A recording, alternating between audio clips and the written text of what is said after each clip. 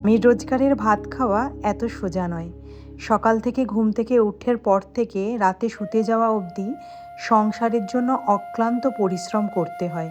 তবে গিয়ে দিনের শেষে দুটো খাবার জোটে। তার সঙ্গে জোটে অনেক রকম খুঁটিনাটি খোঁটা, যে খোঁটাগুলো আমাদের মনে কিন্তু কোথাও না কোথাও দাগ কেটে যায়।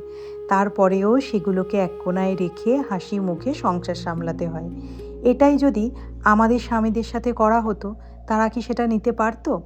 ছেলেরা আর মেয়েরা দুটো দুরকম মানুষ হয়। মেয়েরা যে জিনিসগুলোকে হাসি মুখে গ্রহণ করতে পারে, ছেলেরা সেগুলো পারে না, কারণ তাদের আত্মমর্যাদায় লেগে যায়।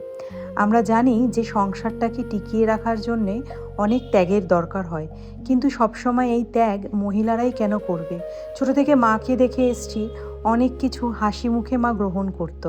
আর মা সবসময় বলতো যে স্বামীর বাড়ির ভাত খাওয়া এত সোজা না। এখন যখন নিজে সংসার করছি, হাড়ে হাড়ে টের পাচ্ছি। যাই হোক, আপনাদের সাথে গল্প করতে করতে আজকের রান্না আমার কমপ্লিট হয়ে গেল। আজকের ব্লগটা কেমন লাগলো জানাবেন। ভালো লাগলে লাইক শেয়ার করবেন। আর আপনারা যারা এখনও স্পাউস স্টোরিজকে ফলো করেননি, আজকেই স্পাউস স্টোরিজকে ফলো করে নেবেন। দেখা হচ্ছে খুব শিগগিরই নতুন একটা ব্লগে।